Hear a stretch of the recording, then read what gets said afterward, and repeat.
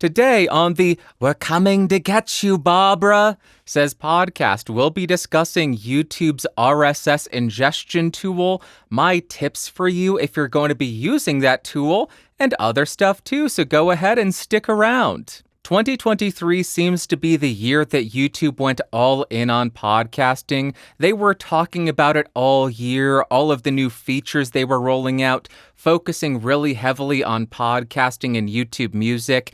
And in all of that talking, they mentioned they were going to be rolling out RSS ingestion. For the longest time, it was just in beta, but it seems to have gotten a much wider rollout over the last couple of weeks. Now, to be clear, it is not available in every single country. It's still only available in select countries. And in the episode notes and description, I will have a link where you can find out what countries it's available in. I'll also have a link to their blog post and their video tutorial so you can see what YouTube wants to share with you in terms of getting set up, in terms of terms and conditions, in terms of what the best practices are. But if you don't care about that, I am going to give you a step-by-step tutorial on how to get your RSS ingested into YouTube. First, we're going to go into YouTube Studio, and then in the upper right corner, you have the Create button. When you click on that, you have a couple of options. What we are going to select is Create New Podcast. Then it gives you a few options here. You can upload a file directly to YouTube. We don't care about that. You can set an existing playlist as a podcast. Again, who cares? And the one that we want is submit your RSS feed. Once you select that, you get a pop-up and it tells you how the entire process is going to work. It gives you a couple of examples of how your show is going to appear on YouTube proper and on YouTube Music. Then when you click Next, it allows you to input your RSS feed, your actual URL for your RSS feed. Once you've done that, they're going to email you at the address in the RSS feed with a code. This is being done to verify that you own that feed, that you're not just uploading some random person's show to your channel, that you are going to be able to monetize and earn money off of. So you need to have access to the RSS feed, and more importantly, you need to have access to the email that is in the RSS feed to verify that you own it. If you're watching the video version of this show, here is a sample of the email that you get saying this is the podcast that is attempting to be uploaded to this specific YouTube channel, and here is the code. It will expire in an hour. So you need to input that code into your YouTube Studio thing within an hour. I hope this isn't boring because I feel as though it kind of is. I'm kind of boring myself, but once you verify that you own it, it gives you a few options of what you want to upload to your channel. You can upload every single episode in the RSS feed. You can upload episodes published since a specific date. For my example, I uploaded everything from December 1st, 2023 onwards. Or you can upload no old episodes, so only new published episodes would be captured on your channel. You also need to mark if your episodes have paid promotion. If all of your episodes have host-read ads, you need to click this. If only 1 or 2 episodes have paid promotion, I would suggest leaving this unchecked and then manually going into each of those episodes and then marking has paid promotion. Otherwise, every single episode will have a pop-up that says, this has paid promotion. And if it doesn't have paid promotion, you don't want that. Once you've managed that, you will save your inputs and it marks your show automatically as private. They do this while they upload all of your audio files, while they capture all of your artwork, as they capture the titles, the show notes, all of that. So while they are processing it, your show is going to be saved as private. It's not going to be available. And once every single episode that you want uploaded is uploaded, they'll send you an email that says, hey, you can make your show live now. It is ready to go live. Then in YouTube Studio, you'll go into Content, then you'll click on Podcasts, and then it will give you the option to hit Publish. Once you do that, the videos are going to be live on your channel. They are going to be available in the YouTube Music app. And for this demo, I uploaded a couple of episodes of the BSP to the Clips Castage channel just to see how it worked and just to see how it was implemented. I found a couple of things I want to share. The video for the episodes is just a static image, but that static image is the episodic artwork. It is the artwork for that specific episode, which is incredible. They don't just pull the top-level show artwork for the RSS. It actually pulls the episode artwork, which is awesome. I also found that they copy over all of your episode notes. I don't know why, but the formatting for my episode notes is really funky. There are a lot of line breaks. I don't know how to fix that. But that is really important that they copy over the episode notes. Reason being, if you have timestamps in your episode notes, you can very easily have chapter markers on your YouTube video, and that is incredible because that's going to make it a lot easier for people to find what they want in your show. I do want to point out, if you want chapter markers for YouTube to work, you need to have a timestamp for 0:00 or 00:00. Name it something like beginning of show. If you don't have that, timestamps or the chapter markers will not appear. That is it for the tutorial, and that is what I found when I was uploading my show using this ingestion tool. If you found anything different, I would love to hear from you in the comments down below.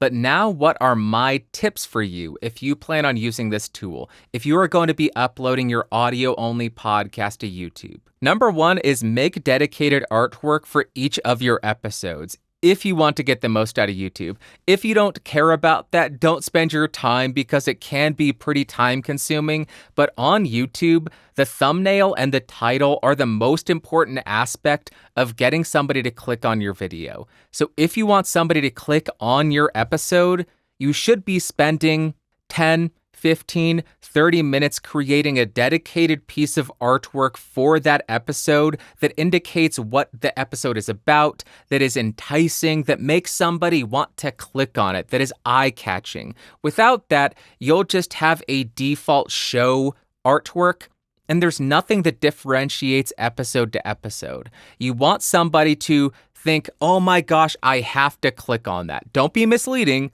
but make dedicated artwork for each of your episodes. That is my first piece of advice. Number two is include timestamps in your episode notes. Start with 00:00, beginning of show. And then every single time you shift topics, add a new timestamp into your episode notes. That way, when it's ingested into YouTube, it is captured, it is in your description, and then in the video, in the actual timeline, there will be chapter markers. That makes it such a better viewing experience or listening experience for your audience. Now, that is debatable. I know there are different schools of thought here. Some people will say you want as much watch or listen time as possible. My episode is a piece of art. They need to watch from beginning to end. That's how it was meant to be consumed. I'm of a different school of thought. I want you to get the information you want as quickly as possible, and then you can go about your day. I'm not trying to keep you any longer than you want to be there listening to me ramble. So my advice is have timestamps to save your audience, your potential viewer and or listener some time because they will remember that you respected their time. My last tip is update the titles on YouTube to remove any kind of irrelevant information or at least adjust the formatting. For my example, when I imported my show, it has the episode number, so 374 : then the title. What I learned from failing in 2023. That really doesn't make much sense for a podcast title, so I might adjust that to say what I learned from failing in 2023, and more, and then in paren, BSP-374. I just think that makes the title look a bit nicer on YouTube and it makes it a little bit more clickable. When I am manually uploading the video version of this show to YouTube, I do put the episode number at the end, but for the audio only, I do put the episode number at the beginning. Maybe I should change that. Maybe I should adopt Dave Jackson. Maybe not. I'm not going to adopt Dave Jackson, but Dave, do you want to be my son? But his school of thought. Put the information at the beginning and then the episode number, all of that, at the end of the title, because that is wasted real estate. And then we can focus on the paperwork for adopting Dave Jackson. Dave Jackson Scott. Welcome to the family, Dave. Happy to have you on board. I want to wrap up by sharing what I would love to see from YouTube podcasting, even though I have stated in the past, and I truly believe this will never happen. But what I would want to see, having the ability to upload an audio file to YouTube, create that podcast playlist, and then that podcast playlist gets an RSS feed. So essentially, YouTube and Google would be offering a podcast hosting service. The reason I don't think this will happen is with an RSS feed, YouTube wouldn't be able to capture all of the data about the viewer, what they're watching, how much they're watching, where they're watching from, what ads they're clicking on. They wouldn't be able to easily insert ads and capture the viewing data of that. So there's a lot of control and data they would be giving up by generating RSS feeds. It is just wishful thinking. I would love to see that. I think that would be so cool because YouTube's amazing. They are a great service. I know people disagree, but I love YouTube and I would love to have them as an RSS podcast host because I'm not controversial. If you are controversial, you might say, no, never would I use YouTube as an RSS podcast host because I would be banned in a second. You're probably right, because they are very strict with that kind of stuff. That is going to wrap up that story. Like I mentioned, I will have a couple of links in the episode notes and description to the YouTube blog announcing this. It has their tutorial and walkthrough video. And then I'll also link the country eligibility link in case you want to see if this is available in your country. Now let's jump to my rant section, although this is going to be more me sharing my experiences section. I started selling items on eBay a couple of weeks ago. So far, I've only sold about 15 items, but I have learned a couple of lessons, and I learned them very quickly. So just in case you're interested in selling on eBay, I thought I would share them. Number one, do not sell anything under about $3 because fees will eat up every single amount of your profit.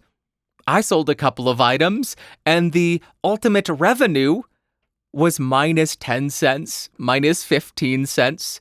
And that is before the cost of the actual shipping materials, the envelope, the sticky thing to put the label on. Without that, I was already in the negative. So I would recommend not selling anything under about $3.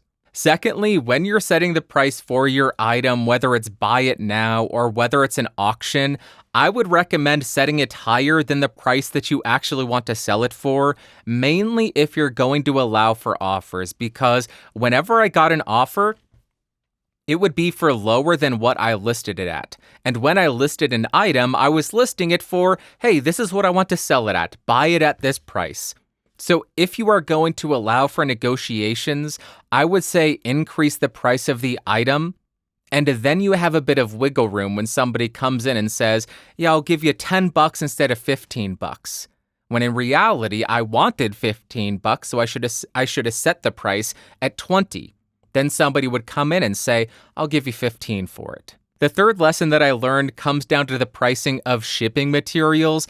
If you're going to be selling a lot of stuff, I would recommend going to some place like Uline and buying their bulk padded envelopes. I think it's like $50 for 100. And if you go to a shop and buy a pack of 3, you're going to be paying $6. So it's a lot more affordable to buy them in bulk from a shipping company like Uline, or go to Amazon, buy something off there in bulk, buy the shipping label packets for a couple of bucks, saves you so much money. And if you are going to be buying boxes, I made this mistake once. Do not buy it from the UPS store or the FedEx store because they will charge you $6 for a small box. If you ask them to pack it, they're going to be charging you $6, $7 for that. After I made that mistake once, on my way home, I stopped at Walmart to see what they had. 60 cents for a box. 60 cents for a box of equivalent quality, $6 for a huge roll of the bubble wrap, so you can pack up dozens of items, so it costs you 50 cents a pop, as opposed to the $6 you would have paid at FedEx or UPS. Pack it yourself. Buy the stuff in bulk. If you're going to be selling a lot, stop by Walmart or Target or some other thrift store. Maybe the dollar store has boxes too. Buy it there, pack it up yourself, print the label at home, stick it on with one of those Amazon shipping label packets. You can get 100 for $5, and you are good to go. That is what I have learned. I have learned it very, very quickly. I am okay making a couple of mistakes learning this. I'm going to be a seasoned veteran in a month. I am going to be so good at selling stuff on eBay. You're going to see this room empty. In 6 months, I'm going to be so stoked on selling stuff. I'm going to see money coming in. I'm going to sell everything. I'm going to sell the clothes off my back. It'll be incredible. Just thought I would share that because I have been spending a lot of time doing that over the last couple of weeks. Now let's talk about what I have been testing, and I do have a non-audio related item, but first up, the audio stuff. I'm on the Neumann. Hello, Neumann. U87AI. Big surprise, right? I'm running it into the LA610 Mark II. Even bigger surprise, Bandrew. And then it's going into the Universal Audio X8. Is anybody surprised? No. Not a single person is surprised. It's exactly what is expected. Big shocker. Bandrew's living dangerously. But let's talk about the non-audio related item. If you watched my last review of I already forgot what it was. Whatever the mic was, the USB mic. I actually mentioned this in my microphone review. Not many people saw it, but you will know. It is a receipt scanner, the Epson RR60. Can you tell I'm a nerd? Can you tell I like numbers? Can you tell that I'm a psychopath who keeps every single receipt that they have? And they have been struggling with how to manage them, and finally I have a solution. I was researching phone apps where you can scan your receipt by taking a photo, but any of them that I liked were paid subscriptions or they seemed a bit too expensive for what they were. So I went out and looked up a receipt scanner. I looked for one that had a non-subscription based receipt management software. The RR60 is the one that I found. I am loving it so much. It is so much fun scanning it in, inputting what each item was, or not each item, what each receipt was. Is it a personal receipt, a business receipt? What category does this fall under? Is this groceries? Is this home related? Is this shipping related? What the heck is this? It's so much fun. I do have one issue with this. It is, if the receipt is too long, actual in length, it will think that there's some kind of paper jam, and I have not found a workaround to that other than ripping the receipt in half. And that's fine in most cases because on the receipts, the reason they're so long is they have 50 coupons at the end. So just by ripping the coupons off, it's short enough to actually be scanned by this. But if you have a super long receipt, it does think there's a paper jam. That's the only downside I have to this. It works wonderfully, feeds the receipt right through there, scans it, and then you get this image. And it's a very bare bones receipt management software, but I am enjoying it quite a lot. I am such a dork. So if you're looking for a plug-in receipt scanner, the Epson RR60, absolutely kick butt, dude. So cool. It's one of my favorite things I've picked up in the last 6 months. What a dweeb. That is it for what I have been testing. Let's jump to what you had to say. I need to open them up because I do not have them in my show notes. We have a couple from a couple of people. What a shocker. Number 1 comes from 45 Kevin R. He says, "This is hilarious. Under 2 minutes in, and Bandrew is promoting minimalism, one set of EDC, identical clothing to eliminate choice stress, except He cuts to a wide shot. His recording space has 4 to 5 guitars, dozens, maybe hundreds of microphones, etc., etc. Tee-hee-hee. P.S. I know it's not really the same thing, it's just an amusing contrast. Kevin, thank you very much for the comment. I see the humor in that as well. When I cut to the wide shot while I was editing, I actually giggled because I thought, this is insane. I don't know if I've said this on the podcast. I have said this in voice chat many a time.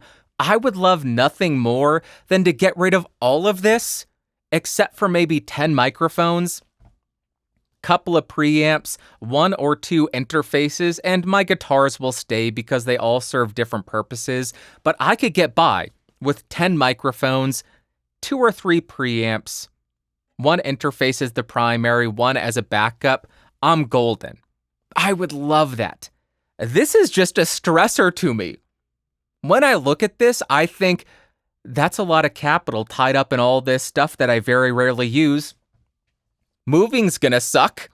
That's the main thing, the biggest stressor. Moving is gonna suck a big bag of whatever is terrible. That's not gonna be fun at all. So I understand the humor, but I would love to get rid of it. I would love to have just a handful of microphones. U87, U67, LCT 1040, those are the LDCs. Let's go ahead and throw in the 7B, Bayer M201TG. I'm going to save this for a full video. I'll make a dedicated video. My perfect microphone locker. That'll be a podcastage video.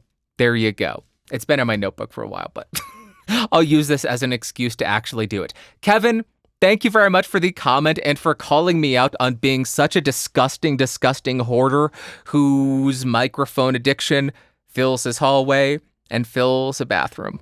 Ask Alan from Sound Speeds. He's been over here. He's seen the bathroom is stacked almost floor to ceiling with tube microphones because what better place to store tube microphones than an unused bathroom, right? Right? Tell me I'm right. Don't tell me I'm crazy. Thank you very much. Next, we have a comment from Dan Magoo. He says, didn't record outside the studio? Remember? You did 1 episode from the moon.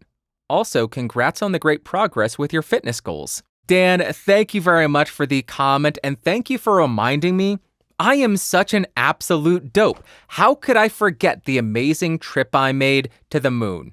I recorded from the moon. I was on a spaceship for a couple of days. I got abducted. I recorded on the beach, for crying out loud. How many podcasters record episodes at the beach?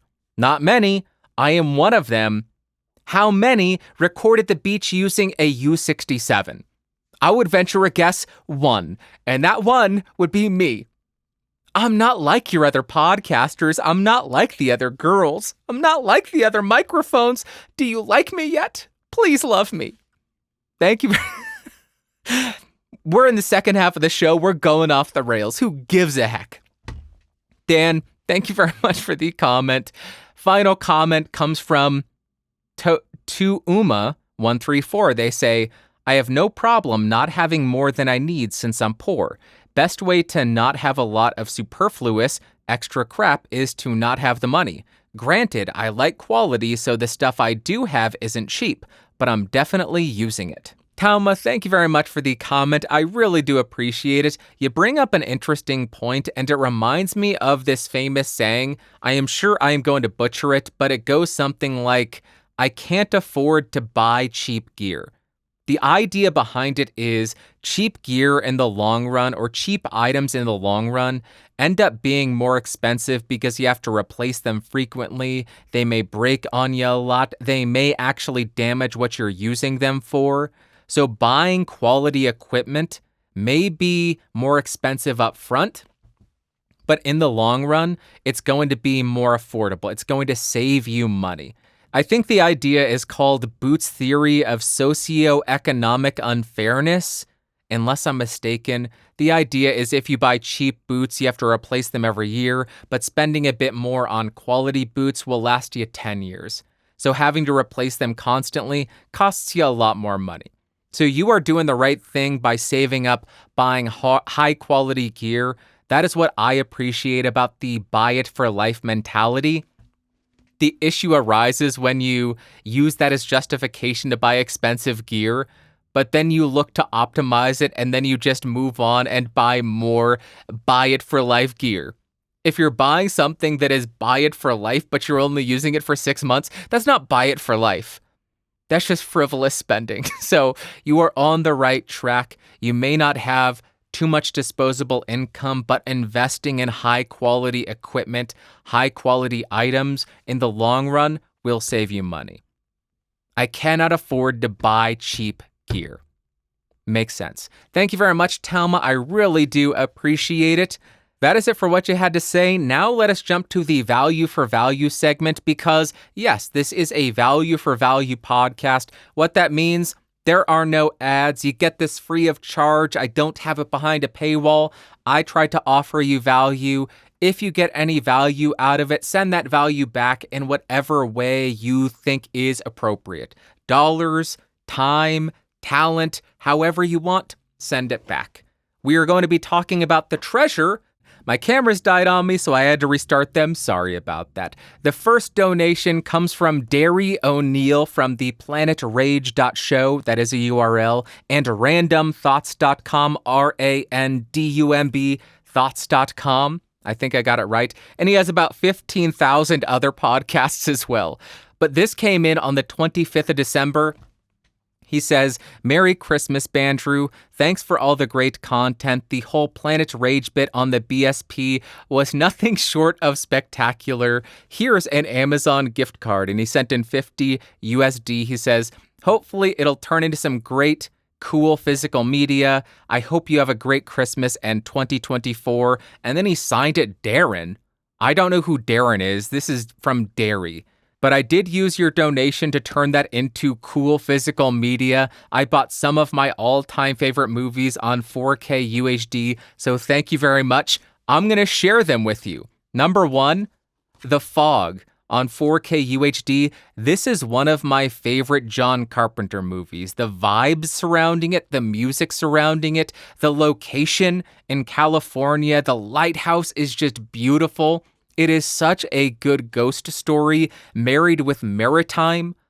I love those old, not she shanties. I'm not Sean Connery. Why do I always turn into Sean Connery? The idea of ghosts and sea monsters mixed with pirates and curses and this perfect location, and there is so much fog. It's an incredible movie if you haven't seen it. Totally works, totally holds up, and kind of an underrated John Carpenter movie. Number 2, E.T. I truly believe this is a perfect movie. I rewatched it once I got this. There's not a single dull moment. It works from start to finish. It is perfect. Maybe one of Steven Spielberg's best movies, up there with Jaws. And Shaun of the Dead. Surprisingly, I didn't even own this on physical media. This is one of my all-time favorites. This is another perfect movie. Setup, payoff, setup, payoff, setup, payoff, non-stop. It is a machine gun of great writing. This is a perfect zombie comedy drama horror. It is excellent. If you have not seen Shaun of the Dead, see it. Well worth it. Derry, thank you so much for the $50, and thank you for all the great content you make. I enjoy Random Thoughts, Planet Rage so much, and here's to an amazing 2024. Can't wait to see what you and Learened get up to this year. Thank you very much. Next super thanks comes from the proprietor. I did it again. The benefactor of the BSP, TechMed Rainer Richter. This came in 2 episodes ago, €20. He says, Donka, a Merry Christmas again, dear Bandrew. You're a gifted YouTube creator, and I feel gifted to learn from you while being entertained as well. Rainer, thank you so much for the €20, and thank you for those incredibly kind words. I know it's a couple weeks late, but Merry Christmas to you as well. I am thrilled that you're able to take something away from this show. I have so much fun making this that sometimes I forget, or sometimes I don't think of it as something somebody can learn from. I think of it as a purely selfish endeavor because it's so enjoyable. but I am thrilled that you're able to take something away from it. And again, thank you for the kind words and thank you for the support. Next up, we have $6.99 Canadian dollars from Typical Books. They say, thanks for the insight as always. Your show notes always give me ideas for my endeavors, so very helpful. And I have to say, I have been a huge coffee snob from time to time, grinding my $20 beans and using a pour-over or mocha-style espresso, have 4 different French presses in the house and all that, and still use a drip coffee maker for almost all of the coffee I drink. It's way less complicated, just like having a simple daily carry and uniform wardrobe. Can relate. Typical Books, thank you very much for the $7 Canadian dollars, and thank you for validating me for using a drip coffee maker. If you have those amazing coffee implements and you still revert back to drip coffee because it does make it so much simpler, you don't have to sit there and spend a minute drizzling boiling water that was heated to exactly 173 degrees. You don't have to spend 5 minutes doing that. You just press a button, and then your coffee comes out and you're caffeinated. Thank you for validating me. I do use more expensive beans. I don't buy Folgers. I made that mistake once. I buy a local roaster, which is frequently on sale $9, but if it's not, it's $10. I think that's a bit bougie, but it is the best coffee ever. Tablespoon of creamer, half of a teaspoon of stevia. I am good to go. Drip coffee. Can you tell I had 3 cups today? I'm a little bit wired. Thank you so much for the support, and more importantly, thank you for the validation. I appreciate you. Next, we have a super thanks from D. Baranovsky. They say, it's great to get to know you as a person a bit better. Thank you. And they sent in $5. D. Baranovsky, thank you very much for the $5, and I am happy that you're able to get to know me better through these podcasts. Again, I view this a lot of the times as a selfish endeavor, me just ranting, getting stuff off of my chest, talking about what I find interesting. The fact that you get something out of it, the fact that you feel a connection to me means so much to me, and I feel a connection to every single one of you that engages in the comments. It's so cool actually having conversations with people who share interests with me, because I don't have that here. I don't have many real world friends. I sit in a room and talk into a camera like a psychopath and then go to work and then come home and do the same thing. You guys are my friends, so thank you very much, D. Baranovsky. I appreciate you very much. Next, we have a €50 super thanks from TechMed Rainer Richter, the benefactor of the BSP. He says, Donka, Bandrew, of course you are valuable. Money is the wrong base to judge on someone if he or she is valuable. Rainer, thank you so much for that super thanks, but more importantly, thank you for that reminder. That is something that I need to internalize, and I think it would be great for all of us to remember. Our value is not denominated in the amount that we earn every single hour. Our value is derived from our engagements with those that we love, the impact that we have on those around us, not the dollar value. So Rainer, thank you very much for the support, but more importantly, thank you for the reminder. That is good to get a little slap across the face and say, hey, knock it off with the money talk, you dope. That's not, as I pop my mic, that's not the most important thing. Focus on the impact you have on the world as opposed to how much money do you make? Gosh. Thank you very much, Rainer. And the final super thanks comes from, this person consumes rear end 69XX. I am not going to read your username because I don't want there to be audio of me saying that. I was in a voice chat once, and I think it was with Julian, and somebody came in with a really goofy username, and he read their username, and it was something like that, which is exactly why we do not allow recording in our voice chats. But I will not knowingly record myself saying that username. They consume rear end 69. Nice, they say. I am so thankful for this video. I was thinking about this stuff earlier this morning when I had an appointment with my psychologist, but I couldn't put these thoughts into words so perfectly. I've been a big fan of you for months. I found you through your microphone videos as I was looking for a microphone at the time, but you're so much more than just a tech guy or whatever. I don't want to sound weird or anything, but I'm so thankful that you exist and share your thoughts. You've got no idea how much listening to you say these things out loud helps my mental health. Sincerely, thank you so much and keep doing what you do. You consume Rear End 69. That is honestly one of the nicest things anybody has ever said to me. I am so happy that the video, that the podcast provided you with some relief, provided you with some solace, with a way to, I guess, communicate your ideas better. That is literally one of the nicest things I have ever heard. So thank you so much for saying that. That really does mean the world to me. I still refuse to read your username though, because I don't want a recording of me saying that. I appreciate you so much.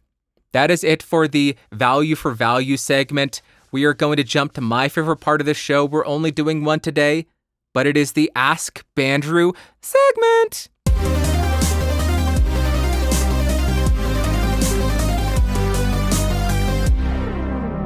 Welcome to the Ask Bandrew segment, the segment where you ask me, Bandrew, and I attempt to answer you. If you want to ask something, go to askbandrew.com, askbandrew.com. There are instructions on how to send in your question. I do say this every single time. I prefer audio and video because then I don't have to read. You get a break from me. We get to hear how you sound. You get to stretch your recording and video and presentation muscles. It is a win-win for everybody. It's beautiful. And because it's so beautiful, we have a video submission today from my favorite Frenchman, Nico. Take it away, Nico, my dude. Coming through. Take it away, good sir. Hi, Bandrew. It's Nico from France, and welcome to Nicomedy Club.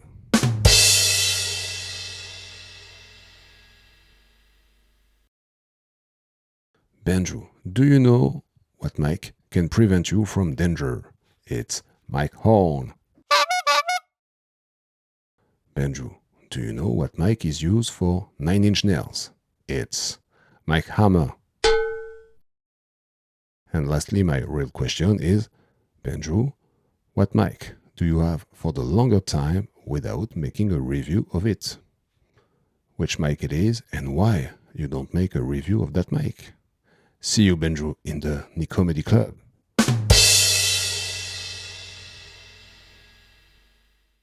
Nico, thank you very much for the stand-up comedy set, and thank you very much for the video submission. I really do appreciate it. The question is, what mic have I had the longest but I have not reviewed yet, and why? I went back through my orders on Sweetwater, and the oldest microphone I saw was the Electro Voice RE520. I did review that a couple of months ago. I bought that on the 31st of May, 2019, so it took about 4 years.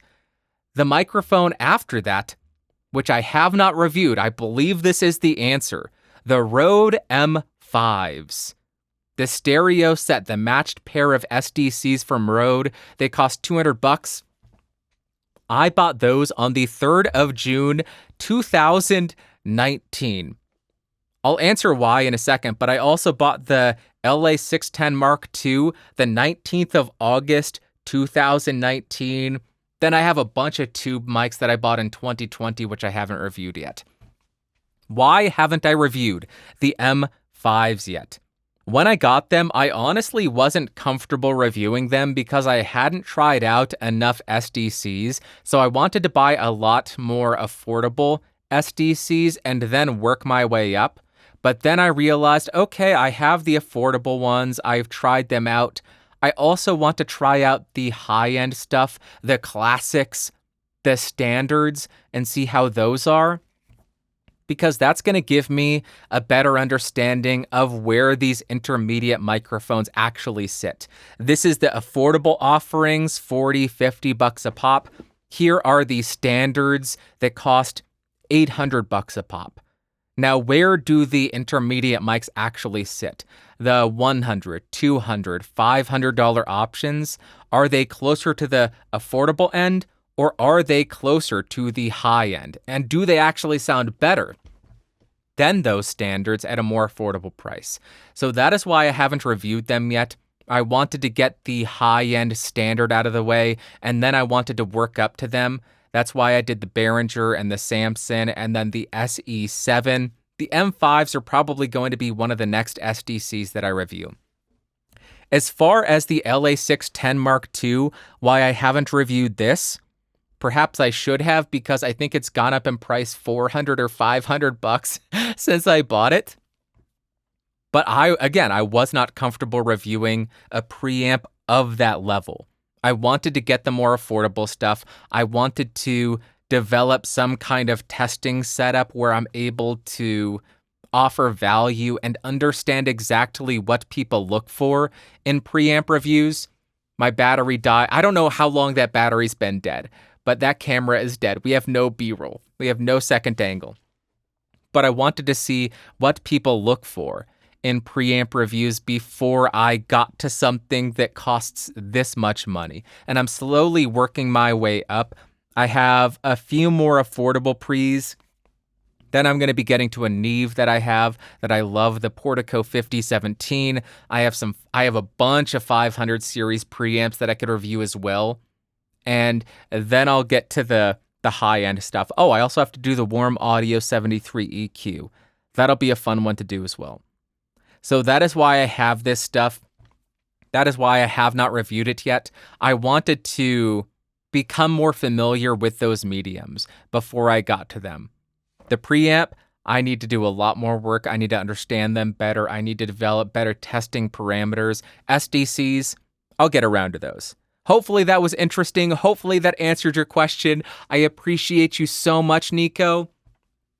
And that is going to wrap up this week's episode. Thank you so much for coming by. Thank you so much for watching and or listening. I appreciate you spending your time with me. You could be spending your time doing anything else in the world. I appreciate you taking the time out of your busy schedule to watch and to listen to this. I hope I offered you some value. I hope your day got better. I hope you learned something. And I hope you're going to go do amazing things. Thank you so much for coming by. I hope you have an amazing Sunday, Monday, Tuesday, Wednesday, Thursday, Friday, Saturday. Next Sunday, I will be back. I will be talking at you, with you, about you, under you, over you, surrounding you. And that is it. I will talk to you later. I love you. Bye-bye. Whoa, whoa, boop.